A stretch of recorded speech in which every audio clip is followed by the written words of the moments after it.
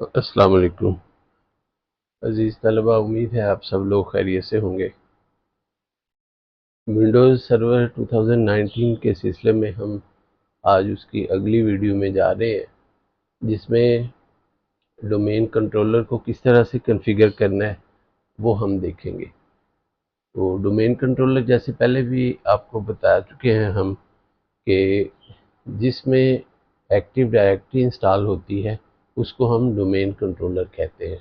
तो ये कुछ एक आध जो स्लाइड्स आपके लिए तैयार किए हैं ताकि आप इसको देख सकें और नोट कर सकें। एक्टिव डायरेक्टरी में ये हम स्टेप्स करेंगे अभी इसकी कॉन्फ़िगरेशन में। एक तो ये है कि रोल ऐड करेंगे, एक्टिव डायरेक्टरी डोमेन सर्विस का रोल ऐड करेंगे, फिर डीएनएस का रोल ऐड करेंगे, फिर उसको पावर शेल में हम एनएस लुकअप को देखेंगे। तो ये चीज़ें अभी हमारी चलेंगी पैरेलल, ये इनको हमने देखना है, इसलिए आपको ये दिखा रहे था कि ये आपके रिकॉर्ड पे हो। उसके बाद फिर जो डोमेन कंट्रोलर में हमने एडीडीएस और उसके जो प्री रेक्विजिट्स हैं और जो उसके बाद में ऑपरेशंस हैं वो सारे डिस्कस करेंगे।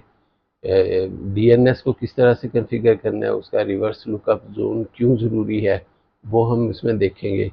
फिर हम इसमें एनएस लुकअप को अप्लाई करेंगे कि उसका क्या फ़ायदा होता है। इस तरह पावर शेल को आप देखेंगे। तो ये दो चीज़ें हो गई।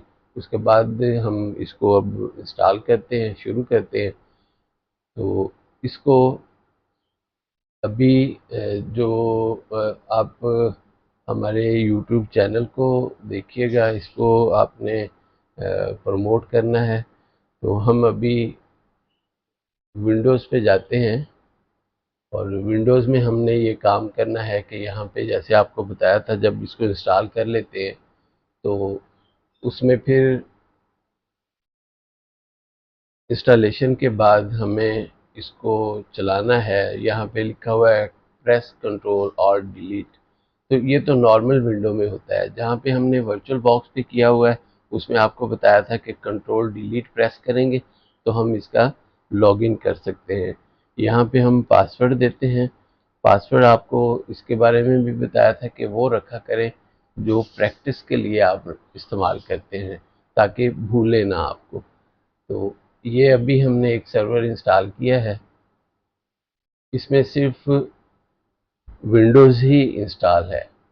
तो इसमें सारे इनिशियल चीज़ें भी हम आपके सामने इंस्टॉल करेंगे जो हमने इससे पहली वीडियो में किया था। तो अब क्या करना है कि हमने पहले वाली इनिशियल कॉन्फ़िगरेशन भी इसमें करनी है और उसके बाद हमने एक्टिव डायरेक्टरी इसमें डालनी है, फिर डीएनएस इसमें करना है, फिर डीएनएस के बाद जो पावर शेल में काम करना है, एनएस लुकअप को देखना है, ये सारी चीज़ें इसमें करनी है। तो इसलिए ये वीडियो जो है ये बहुत इम्पोर्टेंट है, इसको आपने तवज्जो से सुनना है, देखना है और इसकी प्रैक्टिस करनी है। प्रैक्टिस में आपको ये कुछ मुश्किलात होंगी वर्चुअल पे काम करने के लिए। तो इससे इसमें एक चीज़ और है जो पहलू मैं आपको बताना चाहिए कि ये तो वर्चुअल पे आप कर रहे हैं ना, अगर रियल में आपको करना पड़े तो क्या करना चाहिए। एक सर्वर मशीन आपके पास होगी, यकीनन सर्वर जो है वो दूसरी मशीनों से ताकतवर होता है। तो इस तरह अब आप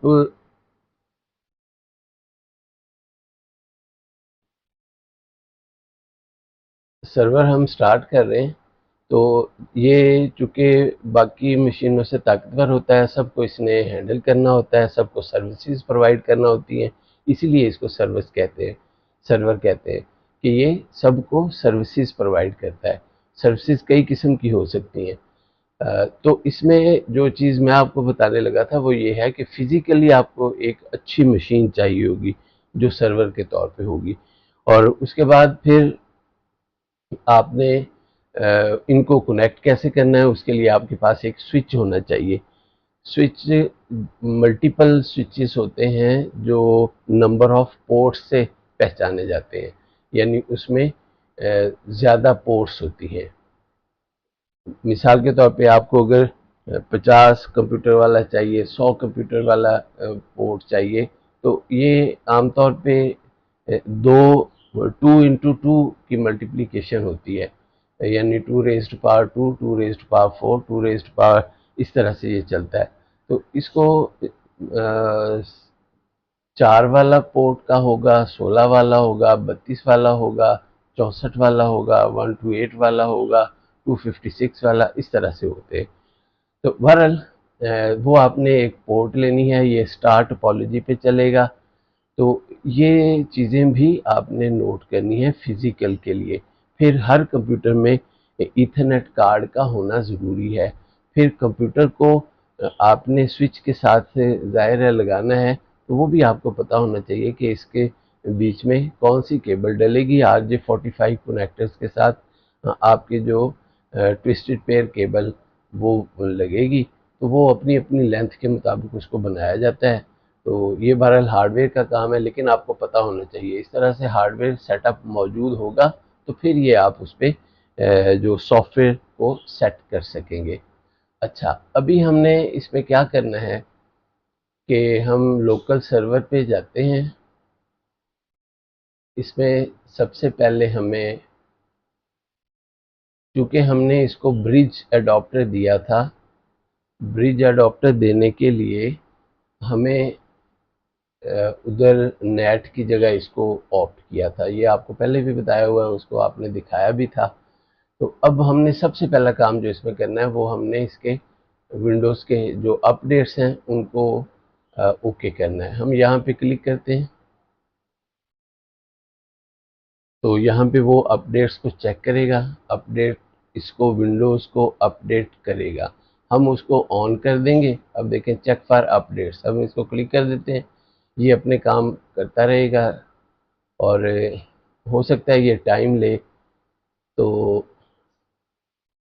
ये अपना काम करे, हम मीनवाइल अपना काम करते हैं। अब इसमें वो अपडेट्स कर देगा इसको। सारे अपडेट्स होने के बाद फिर हमने जो अगला हमारा ये सारा कुछ है इनिशियल कॉन्फ़िगरेशन टास्क में, तो इसमें दूसरा काम जो है वो आपका टाइम जोन सेट करना है। इसको हम टाइम जोन यहाँ से सेट करते हैं, क्लिक किया, चेंज टाइम जोन। ये बिल्कुल ऐसे ही है जैसे पहले आपने अपनी किसी विंडोज़ पे किया हुआ है। तो हम इसमें +500 पे जाते हैं और यहाँ पे इस्लामाबाद कराची, इसको हम क्लिक करते हैं, ओके कर देते हैं और इसको भी ओके कर देते हैं। इस तरह से हमारा टाइम जोन सेट हो गया।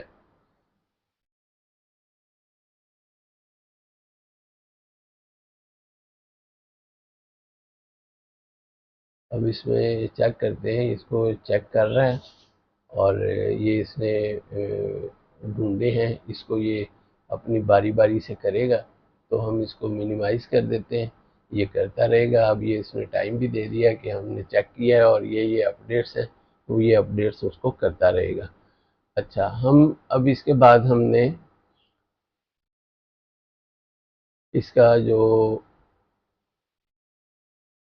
इथरनेट का जो है उसको हमने करना है, यानी इसको हमने स्टैटिक आईपी देना है। तीसरा काम स्टैटिक आईपी का है, इस पर हम क्लिक करते हैं, तो ये इथरनेट कार्ड है, इस पर राइट क्लिक करते हैं। अच्छा, एक चीज़ यहाँ बताता चलूँ आपको, ये देखें इथरनेट कार्ड पे नेटवर्क अभी चल रहा है, वो हमें दिखा रहा है चल रहा है। ये हमें यहाँ से भी शो कर रहा है कि नेटवर्क चल रहा है। तो हम इसको इस तरह से, अगर इसमें हमारे जो स्टैटिक आईपी देने में कोई गलती हुई तो यहाँ पे साइन ऑफ एक्सक्लेमेशन आ जाएगा, जिससे हमें पता चलेगा कि इसमें कोई गलती है। अब इसकी प्रॉपर्टीज़ को खोलते हैं, इसमें IPv4 पे चले जाते हैं। IPv6 इसमें टिक किया हुआ है, हम उसको अनचेक कर देते हैं और IPv4 पे प्रॉपर्टीज़ में, और यहाँ देखें obtain an IP address automatically. अच्छा, एक चीज़ और है, यहाँ पे आने से पहले हमें चाहिए कि हम अपनी विंडोज़ में विंडोज़ R करके CMD पे जाके हम चेक कर लें कि आईपी दिया कौन सा हुआ है। यहाँ हम क्लिक करते हैं और इधर हम आईपी कॉन्फ़िग लिखकर एंटर करते हैं। तो अब आप देखें कि हमारे पास जो आईपी इसने इस मशीन को दिया हुआ है वो है 192.168.10.107 और इसका जो हमारा गेटवे है वो है 192.168.10.1। ये चीज़ें हमें ज़रूरी होती हैं मालूम करना, तो इसको हम 107 ही इसका रखेंगे, अदरवाइज़ ये प्रॉब्लम करेगा। तो यहाँ हम इसको मिनिमाइज़ कर देते हैं और फिर वापस उधर जाते हैं। इधर जो ये ऑटोमेटिकली वो वाला लिया हुआ था वो इसने ऑटोमेटिकली लिया हुआ था, अब हमने इसको मैनुअली देना है। मैनुअली में वही हम लिखेंगे 192.168.10.107। अब आप यहाँ पे टैब प्रेस करेंगे तो आपका जो सबनेट मास्क है वो ऑटोमेटिकली आ जाएगा। गेटवे आमतौर पे वही होता है जो आपका सर्वर का एड्रेस होता है, ये एक्चुअली सर्वर ही है तो इसलिए हम इसको यही एड्रेस दे देते हैं और आगे बढ़ते हैं। इसमें आप देखें कि हमने प्रेफर डीएनएस देना है, वो भी सर्वर का ही देंगे क्योंकि इस लेवल पे हम इसी को सर्वर को ही डीएनएस बना देते हैं। तो इसको हम ओके कर देते हैं, क्लोज कर देते हैं। ये हमारी सेटिंग अब ये आइडेंटिफाई कर रहा है, ये देखें अनआइडेंटिफाइड नेटवर्क और यहाँ पे साइन ऑफ एक्सक्लेमेशन आ गया हुआ है। तो इसको फिलहाल हम ऐसे ही रहने देते हैं क्योंकि हमारी सेटिंग हमारी तरफ से ठीक है। फिलहाल हम इसको ऐसे ही रहने देते हैं, सेटिंग की हद तक ये ठीक है। ये कहीं और प्रॉब्लम है वो चेक करके उसको हम रिमूव करते हैं। अभी पहले हम ये सेटिंग कर लें। अच्छा, ये इस यहाँ पे ये आईपी दे दिया है उसने। एक मिनट, आईपी हम दोबारा चेक कर लें, शायद इसमें कोई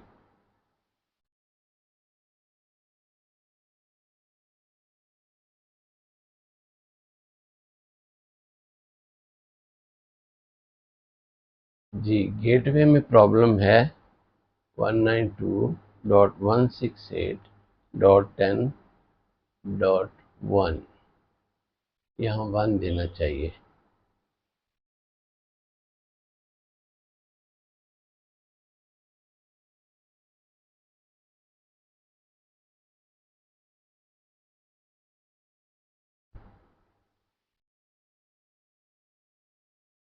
अभी भी प्रॉब्लम है, चले बहरहाल इसको देखते हैं बाद में। तो अभी ये हमने काम कर लिया, स्टैटिक आईपी दे दिया। स्टैटिक आईपी के बाद हमने इसको रिमोट डेस्कटॉप एनेबल करना है। यहाँ पे क्लिक करते हैं, इसको हम अलाउ करते हैं।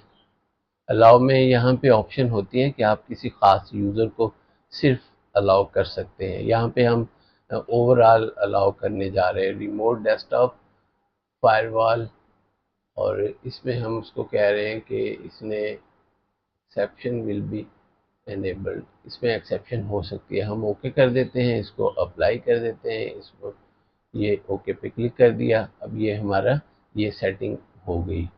इसको हम यहाँ से रिफ़्रेश करते हैं तो हमें ये वाली सेटिंग वो दिखा देगा।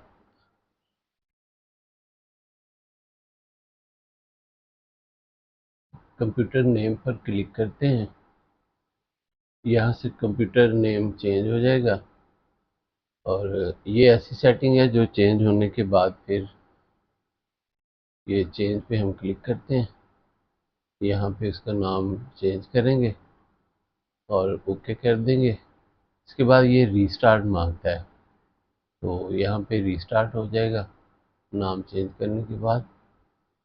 ये DC2 लिखा है इसका नाम, इसको ओके किया और अब ये रीस्टार्ट मांगेगा यहाँ पे, तो रीस्टार्ट करेंगे तो ये सिस्टम अब रीस्टार्ट होगा। तो रीस्टार्ट पे ये टाइम काफ़ी लेगा, हम इसको फिर रीस्टार्ट के बाद लोड होने पे आते हैं वापस।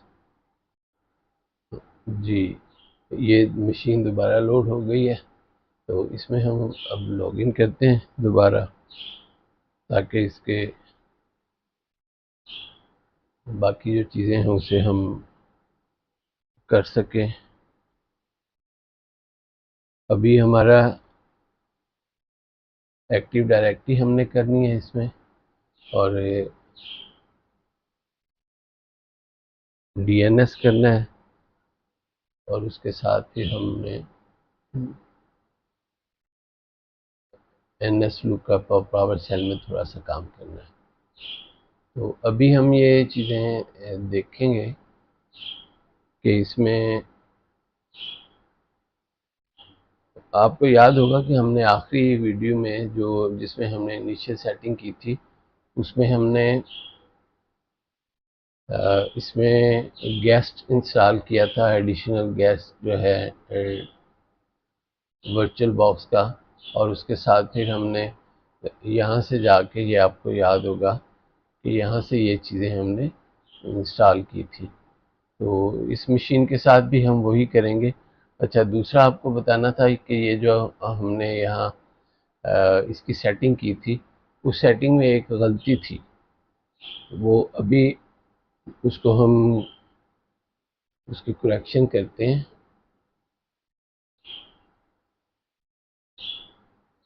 तो अभी ये विंडो ऑन होती है, तो फिर उसमें हम देखते हैं।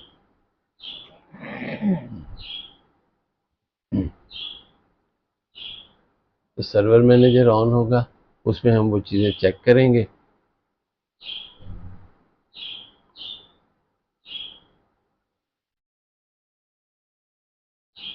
सर्वर मैनेजर अभी टाइम ले रहा है, तो इसमें जाके फिर मैं आपको पहले तो ये आईपी, स्टैटिक आईपी का बताऊंगा कि उसका आपने क्या करना है, हमसे गलती कहाँ हुई थी।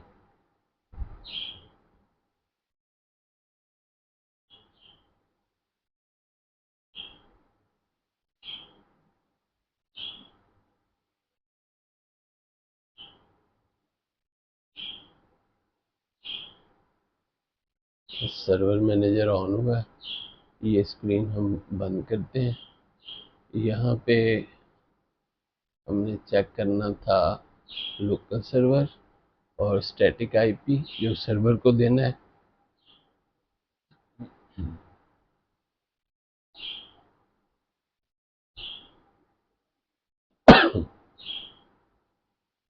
यहाँ पे हम क्लिक करते हैं,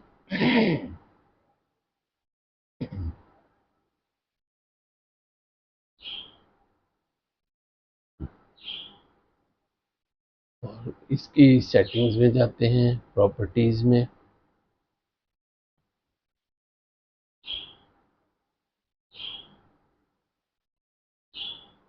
इसको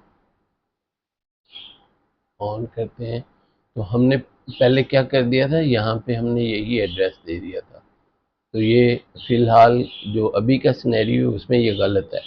ये नेक्स्ट जो बनेगा उसमें ये इसको एडजस्ट कर लेगा, लेकिन अभी का सिनेरियो जो है उसमें ये एड्रेस यहाँ देना गलत है, और यही गलती थी जिसकी वजह से ये इसको रिकग्नाइज नहीं कर रहा था। यहाँ हम ओके करते हैं, वापस आते हैं, और अब हम जो इसकी बाकी कॉन्फ़िगरेशन है वो हम करते हैं।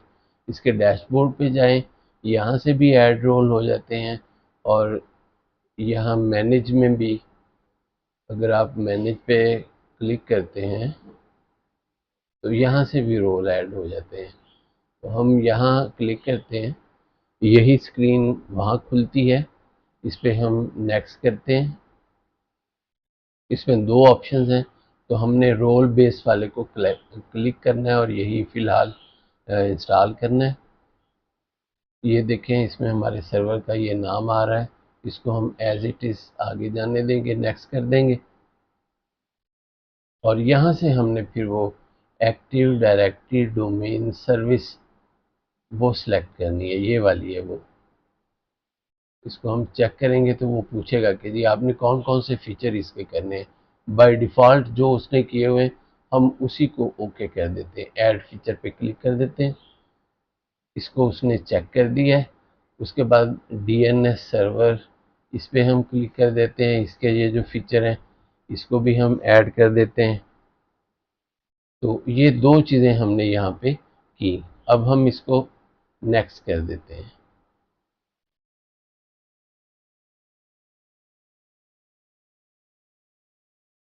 और यहाँ इधर भी नेक्स्ट कर देते हैं, जो उसने सेलेक्ट किया हुआ है बाय डिफ़ॉल्ट, कोई चेंजेस नहीं करते। नेक्स्ट, और यहाँ भी नेक्स्ट,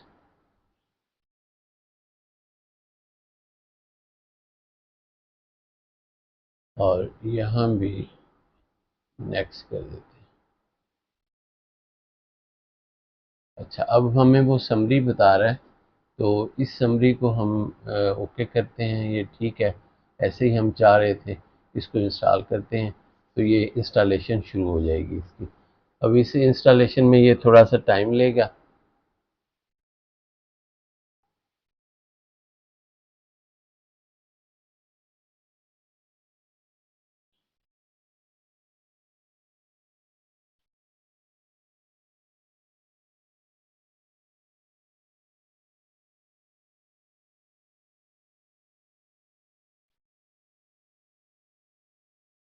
इसमें कोई ये 5-7 मिनट लेगा, तो हम इसको वेट कर लेते हैं उतनी देर।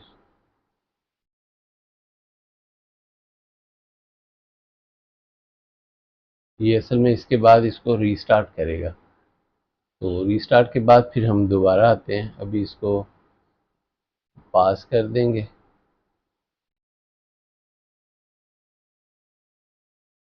जी अस्सलाम वालेकुम। ये अब हो गई है जी, इंस्टॉल हो गई है एक्टिव डायरेक्टरी। तो इसको हम क्लोज़ करेंगे तो ये यहाँ इसको रीस्टार्ट कर देगा। मैं क्लोज़ करने जा रहा हूँ। अच्छा, अब इसमें एक चीज़ है कि यहाँ पे आप देख रहे हैं कि उसने साइन ऑफ एक्सक्लेमेशन दिया हुआ है। तो इसका मतलब है कि यहाँ पे कोई मसला है। मसला ये है कि हमने वहाँ पे जहाँ उसको हमने क्लोज़ किया, वहाँ एक ऑप्शन थी और उस ऑप्शन पे हमने क्लिक करना था, हमने नहीं किया। वो ऑप्शन है इसको डीसी कंट्रोलर बनाने की, डोमेन कंट्रोलर बनाने की। तो हम यहाँ से वो कर लेते हैं। दो ऑप्शन है, अगर वहाँ आप गलती से मिस कर गए तो यहाँ से कर सकते हैं। अब यहाँ हम क्लिक करते हैं इसको, और अब वो इसको डोमेन कंट्रोलर बनाना शुरू कर देगा। इसमें वो पूछ रहा है हमसे कि आपने add a domain controller to an existing domain, ऐसा नहीं करना हमने। वो कह रहा है कि add a new domain to an existing forest, ऐसा भी नहीं करना। तो हमने क्या करना है, हमने ऐड अ न्यू फॉरेस्ट, तो ये हमने करना है। इसमें हम यहाँ पे specify the domain information for this operation, तो यहाँ हमने डोमेन का नाम दे देना है। मिसाल के तौर पे वो है, हम यहाँ पे नाम देते हैं जीसीटी लैब डॉट लोकल। ठीक है जी, इसको हम नाम दे के एंटर कर देते हैं, नेक्स्ट कर देते हैं।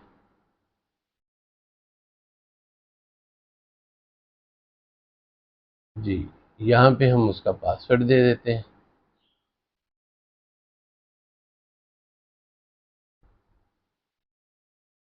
पासवर्ड जो आमतौर पे आपका है वही आप लगाएं ताकि भूले ना।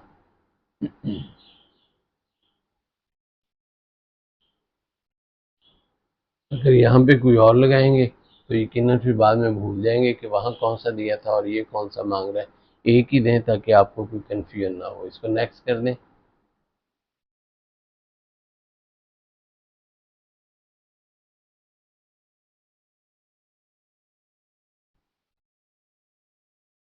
और इसमें यहाँ पे अब आपने क्रिएट डीएनएस डेलीगेशन है, ये इस वक्त बंद है, तो इसको हम नेक्स्ट कर देते हैं। नेट बायोस मांग रहा है।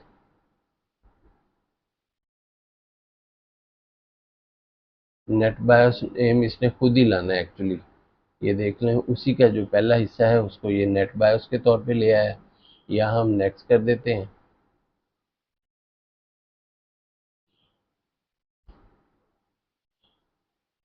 तो ये जो हमारा डीएनएस का जितना भी डेटा है वो इस जगह पे रखेगा, सिस वॉल पर। एन टी डी एस है, एन टी डी एस, इसमें दो किस्म के सिस वॉल हैं, और ये लॉग फोल्डर है, और उसके बाद डेटाबेस है। तो ये इस जगह पे ये उसकी लोकेशन बता रहे हैं। इस लोकेशन को अगर आप एक्सपर्ट हो, जब आपको ज़रूरत पड़े तो इसको चेंज भी कर सकते हैं अपनी ज़रूरत के मुताबिक। अभी फ़िलहाल हम चूँकि बुनियादी लर्निंग कर रहे हैं, यानी इब्तदाई मराहिल में हैं, तो हम इसको ऐसे ही रहने देंगे। यहाँ पे नेक्स्ट कर देते हैं, और इसमें ये सारी सेटिंग हमने दी है। तो अब इसको यहाँ नेक्स्ट कर देते हैं कि ये ओके है।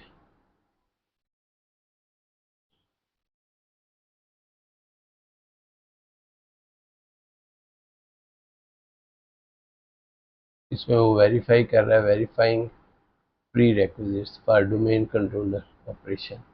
इसको वेरीफाई करने के बाद फिर वो इंस्टॉल को ओके करेगा, हम इसको इंस्टॉल कर देंगे। तो इस तरह से आपकी ये ये कंप्यूटर जो है ये डोमेन कंट्रोलर बन जाएगा। अब जैसे मैंने पहले आपको अर्ज किया था कि एक डोमेन कंट्रोलर होता है, एक सादा सर्वर होता है।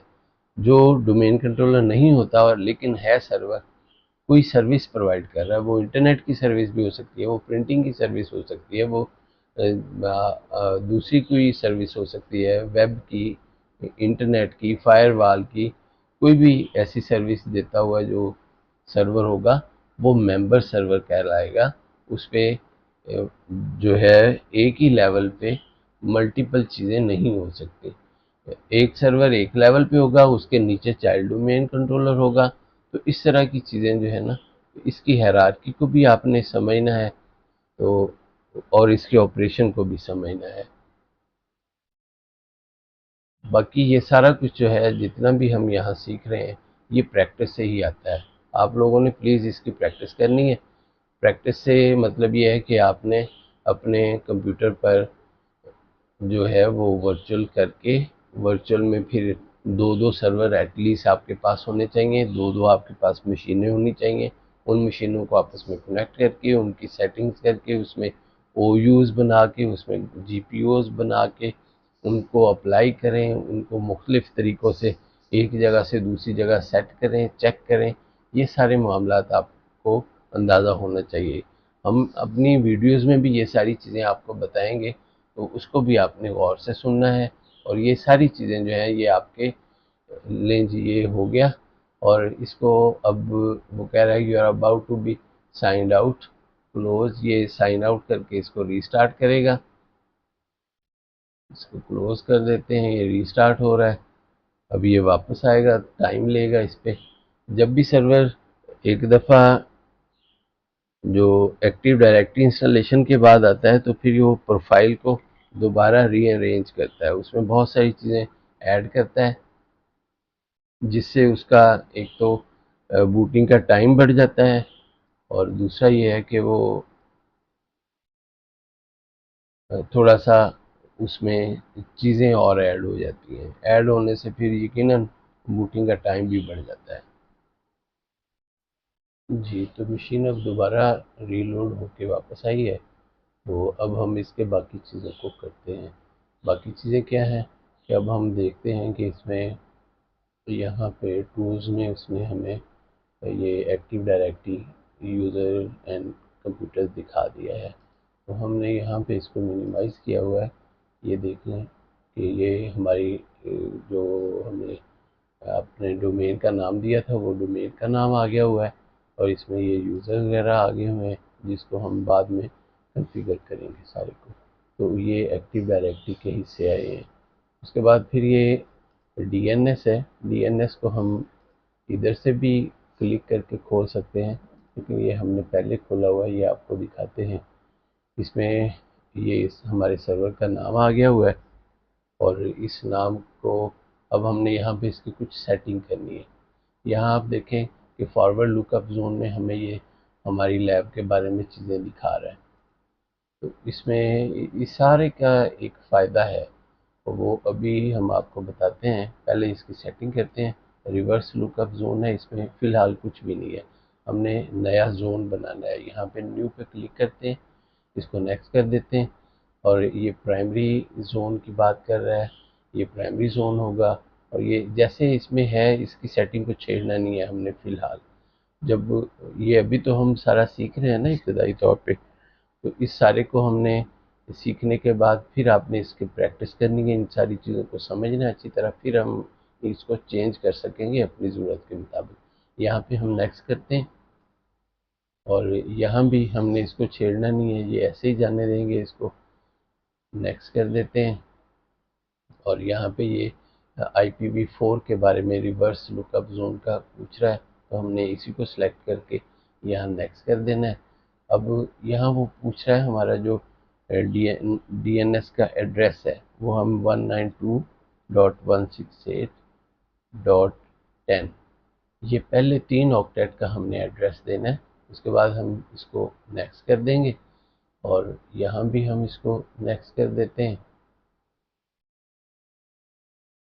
और ये उसकी सेटिंग हो गई, इसको फिनिश कर देते हैं। अब आप देखें कि यहाँ पे हमारा रिवर्स लुकअप जोन बन गया हुआ है, ठीक है। तो इसको हम यहाँ पे जाके रिफ्रेश करते हैं, तो ये हो गया। और इधर हम यहाँ पे ये जो अब हमारा gctlab.local है, इसमें हमने इधर आना है, इस जगह पे, इस पे डबल क्लिक करें और ये खुलेगा। हमने यहाँ पे पॉइंटर PTR जो है उसको ऑन कर देना है, अप्लाई कर देना है, ओके कर देना है। और अब DNS की सारी सेटिंग अभी हो चुकी हुई है, तो इसको हम अब जाके चेक कर लेते हैं सारे को। ये रिफ्रेश किया है, उसके बाद ये इसमें PTR ऐड हो गया हुआ है और अब हमने इसको बंद करना है और NS लुकअप को देखना है जाके पावर शेल में। तो पावर शेल पर क्लिक करते हैं। इस तरह से पावर शेल का एनवायरनमेंट होता है, डॉस की तरह का ही है, लेकिन इसमें कमांड्स याद होना ज़रूरी है। इसको ज़रा आपको बड़ा करने के लिए, बड़ा करके दिखाने की वजह से ये हमने एक मैग्नीफायर ऑन किया है। तो यहाँ पे क्लिक करते हैं ताकि टाइप कर सकें। अभी कमांड हम टाइप करते हैं इधर,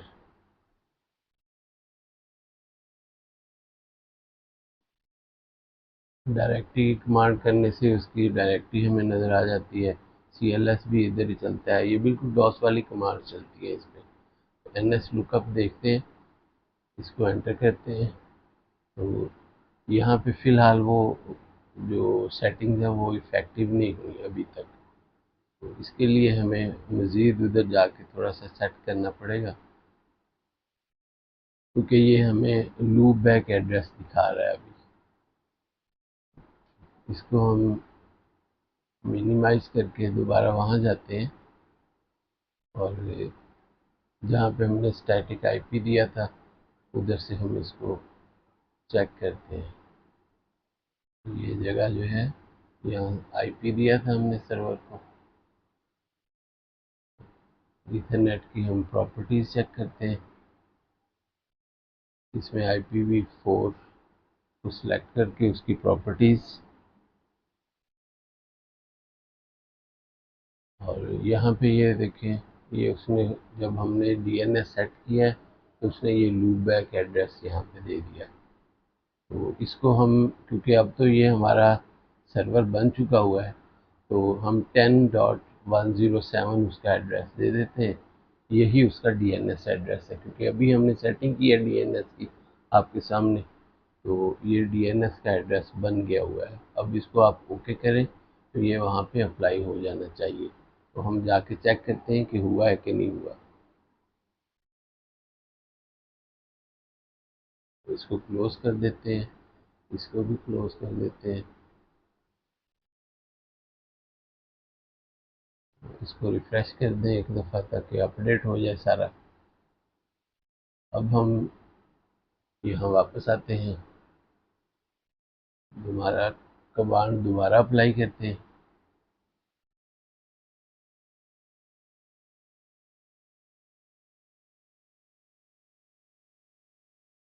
जी, NS लुकअप लिखा, एंटर किया। अब ये देखें वो आ गया हुआ है, हमारे सर्वर का एड्रेस आ गया हुआ है, आईपी एड्रेस आ गया, सर्वर का नाम आ गया हुआ है। तो ये इसकी बुनियादी सेटिंग्स होती हैं। अब हम अपनी लैब का नाम, अपने जो डोमेन है उसका नाम लिख के एंटर करते हैं, तब भी वो इसको रिकन्फर्म कर देगा कि सर्वर कौन सा है, सर्वर का नाम क्या है, सर्वर का एड्रेस क्या है। और इसी तरह जो हमारी डोमेन है उसका नाम क्या है, उसका एड्रेस क्या है। अगर हम यहाँ पे एड्रेस करेंगे तो एड्रेस से भी हमें यही चीज़ें रिकन्फर्म कर देगा। तो ये उसका एक किस्म का रीचेक है। अब ये करें, ये एंटर किया, ये देखिए वही चीज़ें सेम वहाँ रिपीट हो गई। तो अब यहाँ हमें आइडिया हो गया कि हमारी सेटिंग जो है वो परफेक्ट है। तो यहाँ पे हमारा ये लेसन आज का जो है वो ख़त्म होता है। आप लोगों ने इसका ख्याल रखना है, इसको शेयर करवाना है सब लोगों में, इसको लाइक करना है, और इसको आपने प्रैक्टिस भी करनी है इसकी अच्छी तरह से। तो उस प्रैक्टिस के नतीजे में उम्मीद है आप लोग इंशाल्लाह अच्छे एक्सपर्ट बन जाएंगे। तो यहाँ पे अब आपसे हम इजाज़त चाहेंगे, इस उम्मीद के साथ कि आप इसमें हमारी रहनुमाई भी करेंगे कि आपको क्या क्या कुछ मज़ीद चाहिए। तो बहुत शुक्रिया। अल्लाह हाफिज़।